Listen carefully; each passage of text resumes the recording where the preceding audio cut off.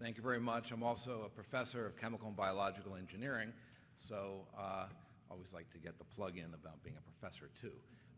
Let me just wrap up. I know this has been a long session and it's going to get longer.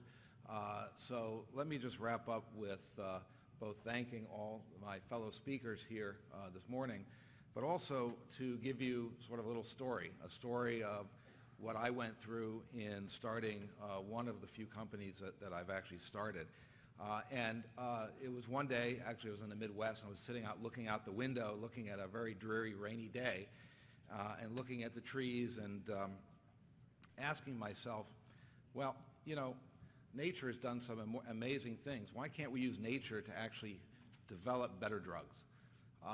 And actually half the drugs that are on the market today actually either come from nature as natural products or are inspired or derived from them. So I said, there's got to be a better way. So we came up with an idea, a colleague of mine, and I decided that, well, let's go write a proposal. Since we're faculty, why don't we just go write a proposal? We did. Went to NIH with the proposal, and it was completely trashed. You know, I was rather ticked off. I don't like to get rejected, and particularly by someone who basically said it was a lousy idea. They used other words, too, which I won't repeat. And they essentially said nothing's going to work. You know, I just got so upset at that point that I said, well, okay, forget that. I'm not going to deal with the system. I'm going to do something else. So we decided to simply go and start a company. We said, look, this is a great idea. We're going to get it to work. We're going to go out and raise money. And we did. Raised overall about $10 million to get this started. Developed contracts with Merck, Eli Lilly, J&J, Roche, DuPont, a number of other companies as well. And we eventually sold the company to eventually allow biocatalysis to flourish and become a better way to make pharmaceuticals. Some worked well, some didn't. But, you know, those things were interesting. And so the idea was, look, you just go with what your heart says, and if you're excited enough about it, you'll get it to work.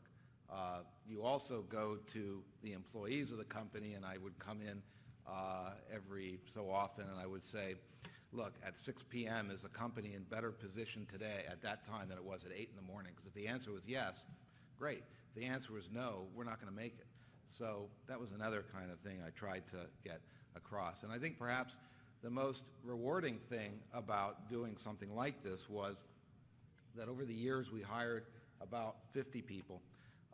And many of those people would probably not have had a chance to remain in the U.S. Some of them were foreign. Remain in the U.S. and make a great life for themselves. And we were able to do that. And that clearly was one of the most fulfilling things about doing this. And I really wish I could meet that original reviewer, by the way. And maybe I have. I don't know. Anyway, just to give you an idea of what we now do, or what I now do as the Vice President for Research. So our office supports a very wide array of activities. Some you've heard about already today. We do seed new ideas.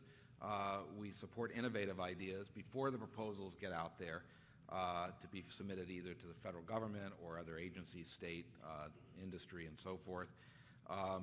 We bring collaborators together, both collaborators within the university as well as outside and with our own partnerships that we've established around the country.